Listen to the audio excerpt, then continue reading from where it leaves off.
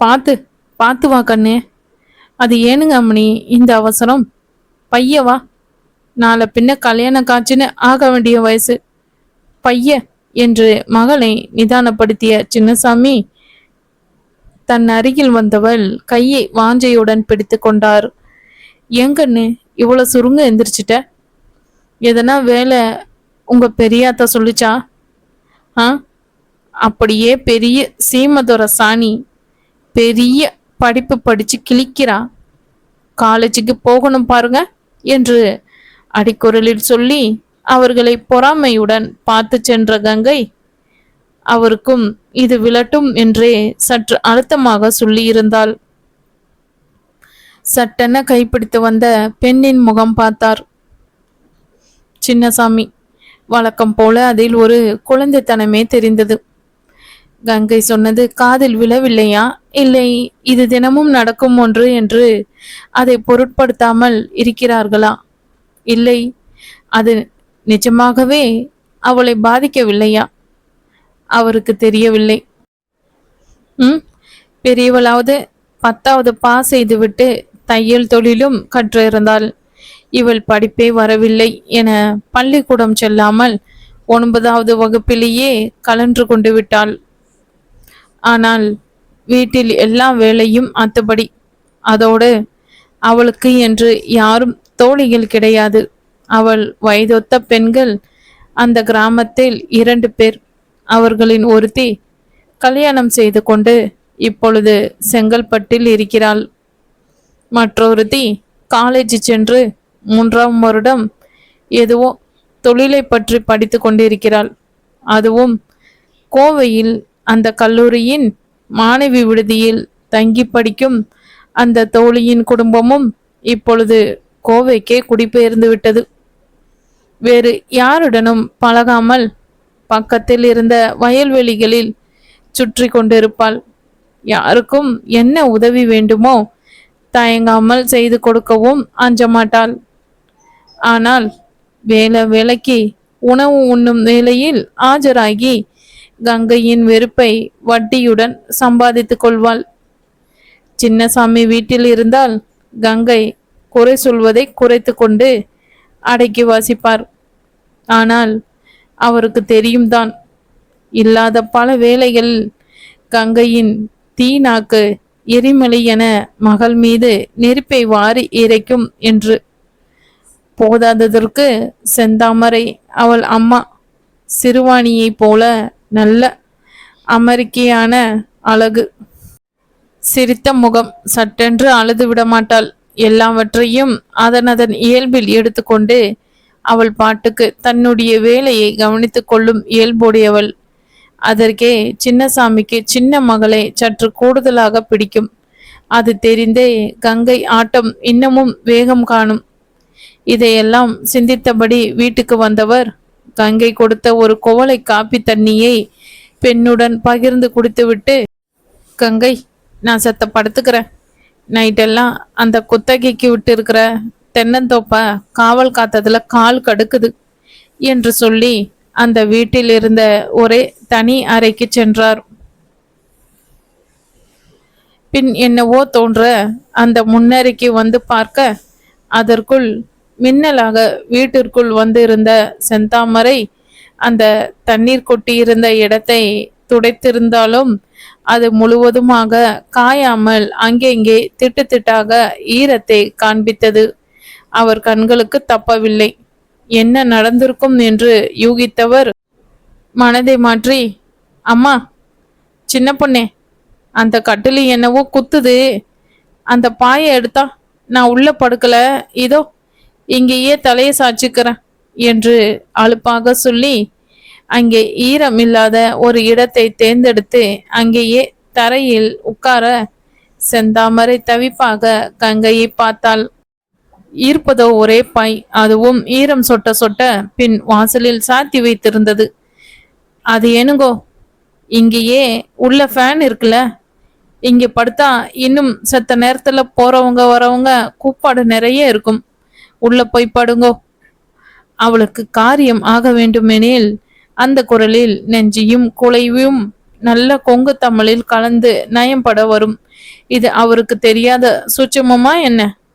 கங்கை சொன்னதை அலட்சியம் செய்தவர் அப்படியே படுக்க போனார். பதறிய செந்தாமரை, நைனா இரு என்ற மடியில தலை வச்சுக்கோ, இரு, என் தாவணி ஒன்று கொண்டுட்டு வந்து தரேன். அது அது பாய் விரிச்சு இருந்தது, கவனம் இல்லாம நான் தான் அது மேல தண்ணி கொட்டிட்டேன். அன்று அதிசயமாக அண்ணனும் தம்பியும் ஒன்றாகவே கிளம்பி மாடிப்படியில் இறங்கினார்கள். ஹாய், என்ன இன்னைக்கு ஐயா இவ்வளோ சீக்கிரம் கிளம்பியாச்சு கேட்ட ஸ்ரீவஸ்தனை முறைத்தான் ஸ்ரீனி. எனக்கு இன்னைக்கு கிளாஸ்ல ஒரு முக்கிய லெக்சர் இருக்கு, எதையாவது சாப்பிட்டுட்டு போடா. சாமி, மாமா குரல் கொடுத்தான் ஸ்ரீவஸ்தன். வந்துட்டேன் என்றபடி போட்டிருந்த வெள்ளை மேல் துண்டில் கையை துடைத்தபடி அங்கே வந்தார் அந்த வீட்டின் ஆணிவேர். ஐயா சாமி எனப்படுகிற சாமி மாமா. அம்மாவின் கையை பிடித்து கொண்டு அந்த வீட்டுக்கு வந்தபோது அவருக்கு வயது 2. அவருடைய அம்மாவின் மறைவுக்கு பிறகு சமையலறையில் ஆட்சி செய்து கொண்டிருந்தார். அந்த வீட்டில் அனைவரின் நம்பிக்கைக்கும் அன்புக்கும் பாத்திரமானவர். அவருக்கு ஐயாசாமி என்ற பெயருக்கு பதிலாக வெள்ளைசாமி தான் மிகவும் பொருத்தமான பெயர் என்று அந்த வீட்டின் 3 வாரிசுகளும் சிறு வயதில் கேலி செய்வர். சிறு வயதில் இருந்தே வெள்ளை உடைதான் அணிய விருப்பம். அதில் கடுகத்தனை அழுக்கு கூட படக்கூடாது. இவருக்கு உதவியாக அம்பி, அவன் மனைவி தைலம்மாவும் இருந்தார்கள். என்ன ஸ்ரீவஸ்தா, எதுக்கு கூப்பிடுற? ஸ்ரீவஸ்தனின் புறம் திரும்பிய போது அந்த பார்வையில் ஒரு தவிப்பு தெரிந்தது. அவரை நேரில் பார்க்காமல், ஸ்ரீனி சீக்கிரம் கிளம்பணுமாம், ஏதோ முக்கியமான கிளாஸ் இருக்காம், பிரேக்ஃபாஸ்ட் கொடுக்கணும் என்று பொதுவாக கூறிவிட்டு தம்பியிடம் ஒரு தலையசைப்புடன் ஆபீஸுக்கு கிளம்பி விட்டான். சாமிக்கு இது புதுசல்ல என்றாலும் எல்லா முறையும் போல என்றும் மனம் கனத்து வலித்தது. எப்படி இருந்த பிள்ளை! அவர் தோளில் கை போட்டு தோழனுக்கு மேலாக இருந்தவன் இன்றோ ஒரு அந்நிய தன்மையோடு வெறும் பெயரை சொல்லி கூப்பிடுவதோடு சரி. அவனுடைய வாழ்க்கையில் விதி விளையாடியதற்கு அவரும் அவர் பங்கை செவ்வென செய்தார் என்று அறிந்ததின் தாக்கம் இது என்று அவருக்கும் மற்றவர்களுக்கும் புரியாமல் இல்லை. பெற்ற தாய் தந்தையே இவரை விட அதிகமாக தள்ளி வைத்திருப்பவன் இவரை மட்டும் விட்டு வைக்க வேண்டும் என்று எதிர்பார்க்க முடியுமா?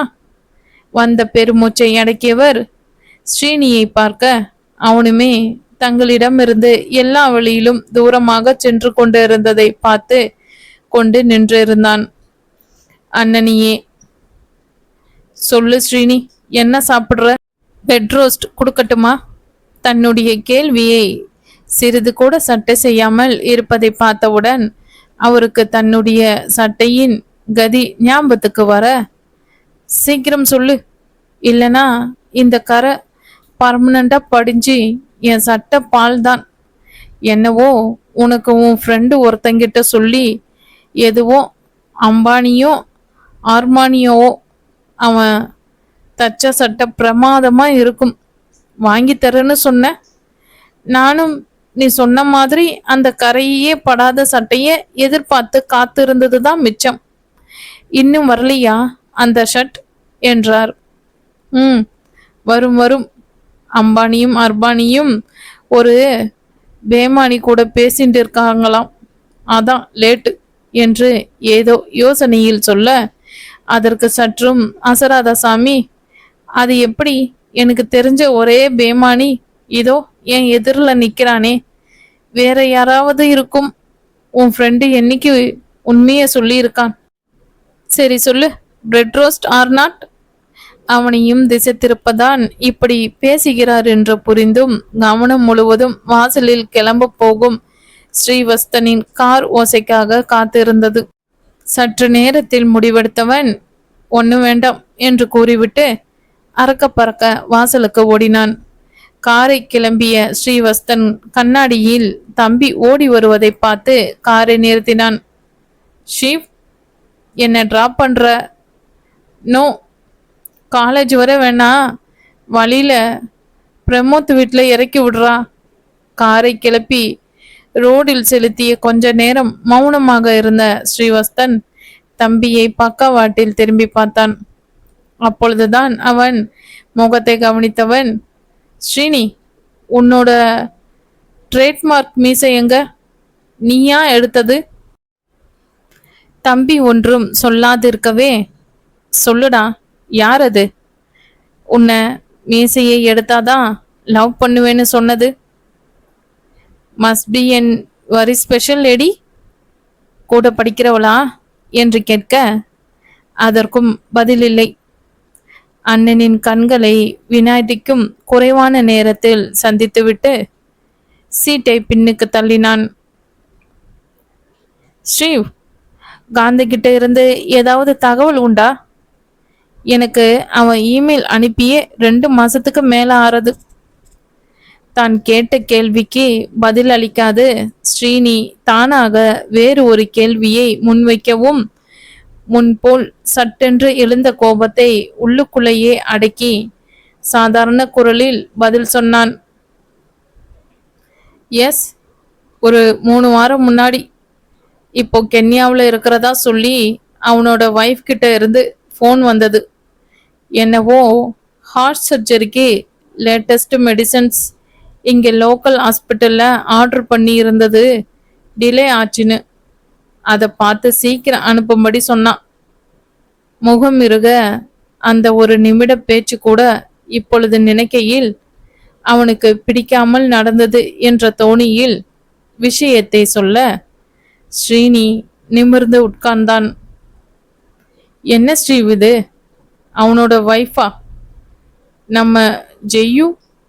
சரி, உனக்கு அப்படி நம்ம அத்தை பொண்ணை கூப்பிட மனசில்லைன்னா நம்ம அண்ணன் ஸ்ரீகாந்தின் பொண்டாட்டி என்ற அர்த்தத்தில் அவளை மண்ணினாவது சொல்லலாமே.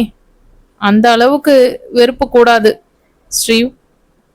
இதற்கு ஒன்றும் சொல்லாமல் வேகத்தை அதிகப்படுத்தினான் ஸ்ரீவஸ்தன். ஜெய்யு ஜெயஸ்ரீ அவனுடைய அருமை அத்தையின் முதல் மகள். நல்லவள்தான். ஆனால் அவளுடன் கூடவே பிறந்தே ஒன்று ஜெயந்தி. அந்த பேரே கசந்தது இவனுக்கு. இவனுடைய வாழ்க்கையை அடியோடு நாசம் செய்ய ஒரு கூட்டமாக அன்றே வேலை செய்தார்கள். சீக்கிரத்தில் மறக்குமா? அது ஏற்படுத்தின வடு இன்றும் ரணமாக அவன் இதயத்தை அறுத்து இரத்த களரியாக இருக்க செய்கிறதே. அவனும் என்ன செய்வான்? மறக்க வேண்டும் என்று நினைத்தாலும் ஏதாவது ஒன்று நடந்து அதனை மறக்க முடியாமல் செய்கிறது. தன்னால் தன்னுடைய இந்த எல்லாரையும் தள்ளி நிறுத்தி வைக்கும் குணத்தினால் அவனுடைய இழப்பு மேலும் அதிகரிக்கிறது என்று அவனுக்கு புரியாமல் இல்லை. இருந்தாலும் அதை தடுக்க வழி இல்லாது அடிப்பட்ட வேங்கையாக உருமியது உள்ளம். இதில் ஸ்ரீனி மட்டும்தான் விதிவிலக்கு. அவனுக்கு நடந்ததில் எந்த பங்கும் இருக்கவில்லை, இருந்திருக்காது என்று இவனுக்கு தெரியுமாதலால் ஸ்ரீனி அண்ணா அபூர்வமாக இப்படி அழைப்பான். என்னை அப்படி கூப்பிடாதே, அது அவனுக்கு மட்டுமே தர வேண்டிய உரிமை. அவன் இவனுன்னு சொல்றியே, அவர் நமக்கு முன்னாடி நம்ம அம்மா வயிற்றுல பிறந்தவர் ஸ்ரீவ். காரின் வேகம் மேலும் கூட ஸ்ரீனி அவசரமாக காரின் ஸ்பீடா மீட்டரை கவனித்தான். Chill out. உனக்கு வேணும்னா உன்னோட உயிர் மேல ஆசை இல்லாம இருக்கலாம். ஆனா எனக்கு நிறையவே இருக்கு. நான் இன்னும் படிச்சு சாதிக்கணும். எனக்காக ஒருத்தி. எதை சொன்னால் நீ எதை சொல்ற? இத ஃபர்ஸ்டே சொல்லியிருக்க வேண்டியது தானே. யார் அந்த உனக்கான ஒருத்தி? என்னடா இவனே ஒரு அதிர்ஷ்டம் கெட்டவன், தன்னோட வாழ்க்கைய தொலைச்சிட்டு நிக்கிறான். இவன்கிட்ட எதுக்கு அந்நியாயமா என் காதலை பத்தி சொல்லணும்னு இருக்கா? கோபமாக தன்னுடைய வலது கையை நீட்டி காரின் ஆட்டோமேட்டிக் கியரை திருப்ப முயற்சி செய்த ஸ்ரீனியின் கையை பதறி தட்டிவிட்ட ஸ்ரீவஸ்தன் காரை நிதானத்துக்கு கொண்டு வந்து, what the hell are you crazy இப்பதான் உயிர் மேல ஆசை, மண்ணாங்கட்டி மேல ஆசைன்னு சொல்லிட்டு இடியட் என்று கத்தினான். உனக்கும் இருக்குல்ல உயிர் மேல ஆசை. அந்த உயிர் ரொம்ப காலம் இருக்கணும்னா உன் மேல உனக்குன்னு அன்பை செலுத்துற ஜென்மம் ஒண்ணு வேணும். உனக்கு என்னதான் பிரச்சனை?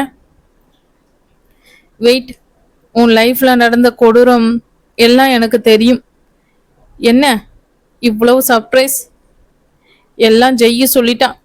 ஒரு நாள் என்னோட ஃபோனுக்கு ட்ரை பண்ணும்போது அகஸ்மாத்தா அதை நீ எடுத்துட்டியாம்.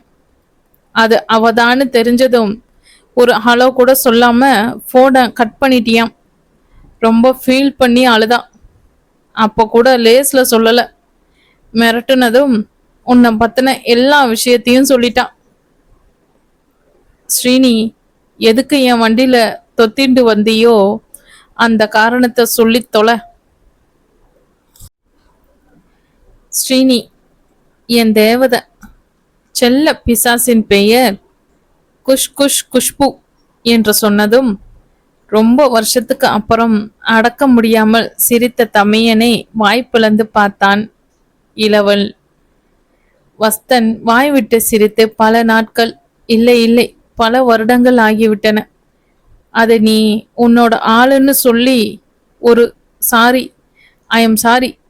ஸ்ரீனி, அப்படி சிரிச்சிருக்க பேர் சொன்னியா? என்ன அது? குஷ் குஷ் குஷ்பு. மீண்டும் சிரிப்பு வர அதை அடக்கி சாலையில் ஒழுங்காக கவனம் வைத்து காரை லாவகமாக செலுத்தினான். சரி சொல்லுடா, யார் அந்த பூ? உன் கிளாஸ்மேட்? இல்ல, நீ ட்ரைனிங் போற ஹாஸ்பிட்டல்ல இருக்கிற நர்ஸா? ரெண்டும் இல்ல, ஒரு special kids school teacher. Students that school. Special கிட்ஸா? You mean artistic? குரலில் மரியாதை தானாக வந்து அமர்ந்தது. எஸ், சொன்ன ஸ்ரீனியின் குரலிலும் பெருமை பொங்கி வழிந்தது.